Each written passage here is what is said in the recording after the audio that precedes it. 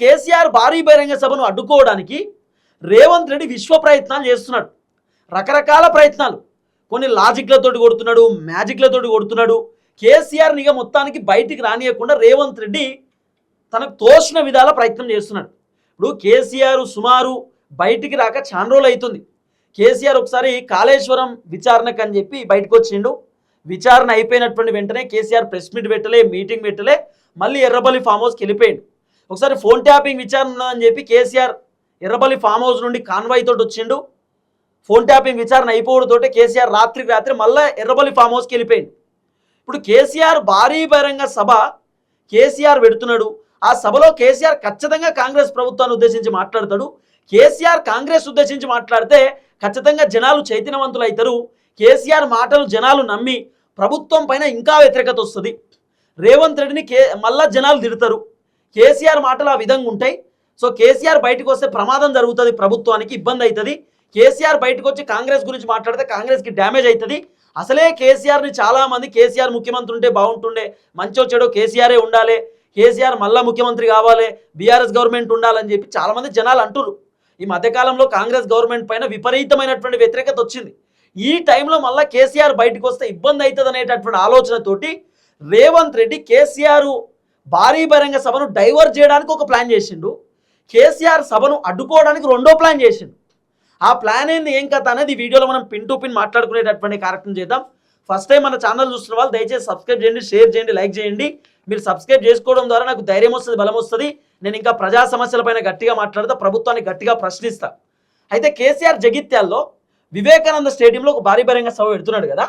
అక్కడ జగిత్యాలకు సంబంధించినటువంటి ఎమ్మెల్యే, తెలుసుగా ఎమ్మెల్యే ఎవరో, బీఆర్ఎస్ పార్టీలో గెలిచినటువంటి వ్యక్తి సంజయ్ కుమార్. ఈ సంజయ్ కుమార్ సిగ్గు లేకుండా బీఆర్ఎస్ పార్టీలో గెలిచి కాంగ్రెస్ పార్టీలో పదవి ఎంజాయ్ చేస్తున్నాడు. ఇంకా ఆయన ఏదో కాంగ్రెస్ పార్టీలోనే గెలిచినట్టు, కాంగ్రెస్ పార్టీ బీఫామ్ పైనే పోటీ చేసినట్టు పెద్ద ఓవర్ యాక్షన్ సంజయ్ కుమార్ది. సంజయ్ కుమార్ గెలిచింది బీఆర్ఎస్ పార్టీలో, ఇప్పుడు పదవి ఉన్నదేమో కాంగ్రెస్ పార్టీలో. ఇంకా పెద్ద ఒరిజినల్ కాంగ్రెస్ పార్టీ లీడర్ లేక పోజులు, ఓవర్ యాక్షన్. ఇప్పుడు ఈ సంజయ్ కుమార్ ఏం చేసినట్టు ఎరికేనా, కేసీఆర్ భారీ బహిరంగ సభ ఒక స్టేడియంలో జరుగుతుందబ్బా. కేసీఆర్ భారీ బహిరంగ సభ స్టేడియంలో జరుగుతుంటే ఆ స్టేడియం ముందు, ఆ స్టేడియంకు పోవడానికి ఒక రోడ్డు ఉంటుందట. ఈ రోడ్ని ఈ జగిత్యాల ఎమ్మెల్యే సంజయ్ కుమార్ తవ్విచ్చిండు గీడ మధ్యలో. ఇక్కడ ఏదైతే రోడ్డు ఉందో ఈ రోడ్డు మార్గాన్నే ఆ కేసీఆర్ భారీ బహిరంగ సభ స్టేడియం దగ్గరికి పోవాలి, కేసీఆర్ సభకు పోవాలి. ఈ స్టేడియంకు పోయేటటువంటి తొవ్వను జగిత్యాల ఎమ్మెల్యే తవ్విచ్చిండు. ఈడ ఎందుకు తవ్విచ్చిండు, రీజన్ ఏందట అంటే, గీడ ఒక కెనాల్ కాలువ పోతుంది. ఆ కెనాల్ కాలువ అది మంచిగా కట్టాలి, కాలువ మొత్తం కూలిపోతుంది. ఆ కెనాల్ కాలువ గట్టిగా కట్టాలంటే ఈ తవ్వాలి, రోడ్డు తవ్వాలి. కాబట్టి ఆ కాలువ కట్టడానికి రోడ్డు తవ్వినట్టు. ఇప్పుడు కేసీఆర్ భారీ బహిరంగ సభ ఉండుతోటే సంజయ్ కుమార్కి కాలువ గుర్తుకొచ్చింది, సంజయ్ కుమార్కి రోడ్డు మంచిగా చేయాలని గుర్తుకొచ్చింది. ఇప్పుడు కేసీఆర్ భారీ బహిరంగ సభ కంటే ముందు సంజయ్ కుమార్ ఏం చేసిండు, సభ తర్వాత కూడా రోడ్డు తవ్వియొచ్చు, పనులు చేసుకోవచ్చు, అన్ని చేయవచ్చు. కానీ ఎగ్జాక్ట్లీ కేసీఆర్ భారీ బహిరంగ సభ టైం దగ్గరనే నిన్ననే Sanjay Kumar road తవ్విస్తుండట.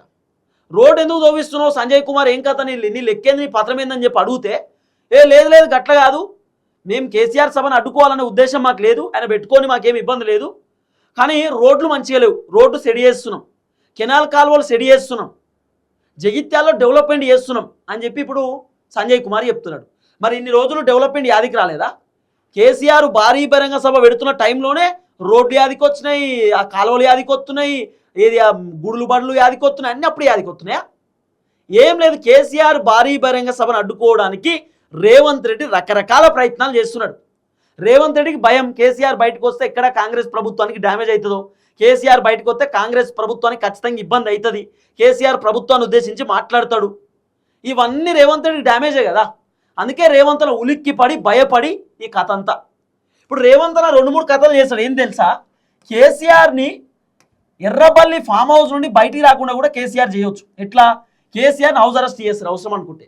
House arrest అంటే ఫామ్ హౌస్ నుండి బయటికి రావద్దు sir, law and order problem వస్తుంది, మీరు బయటికి వస్తే జగిత్యాల్లో భారీ బహిరంగ సభ పెడితే బీఆర్ఎస్ పార్టీ కార్యకర్తలకు కాంగ్రెస్ పార్టీ కార్యకర్తలకు ఘర్షణ అవుతుంది, మీరు మాట్లాడే మాటల వల్ల కాంగ్రెస్ కార్యకర్తలు ఈగో హట్టై మీ మీద దాడి చేయవచ్చు, మీకు ఇబ్బంది కావచ్చు, లేకపోతే ల్యాండ్ ఆర్డర్ ఇష్యూ వస్తుంది, 144 సెక్షన్ పెట్టాల్సిన పరిస్థితి వస్తుంది, కాబట్టి వద్దు, మీరు బయటికి రావద్దు, బయటికి రాకండి సార్, మీరు బయటికి రావడం వల్ల ఘర్షణలు అయ్యే అవకాశం ఉంది, గొడవలు అయ్యే అవకాశం ఉంది, ల్యాండ్ ఆర్డర్ ఇష్యూ అయ్యే అవకాశం ఉందని చెప్పి కేసీఆర్ని అట్లా కూడా అడ్డుకునే కార్యక్రమం చేయొచ్చు లాస్ట్ వరకు.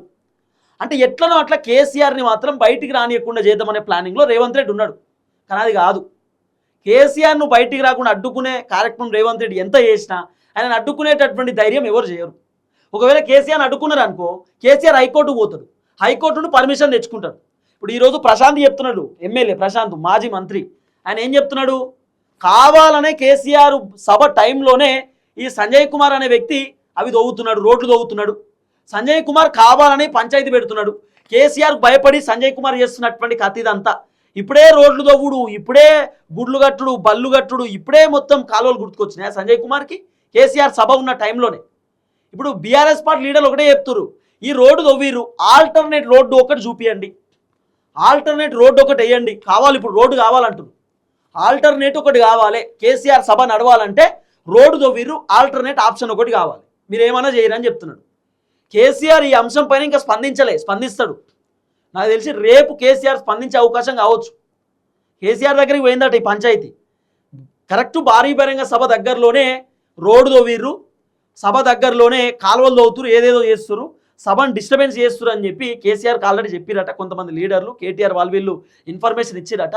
సో కేసీఆర్ మ్యాక్సిమం ఈరోజు సాయంత్రం అన్న రేపన్నా స్పందించే కార్యక్రమం చేస్తాడు, లేకపోతే డైరెక్ట్ కేసీఆర్ భారీ బహిరంగ సభలోనే మాట్లాడతాడు, సభలోనే సంజయ్ కుమార్ ఉద్దేశించి మాట్లాడతాడు.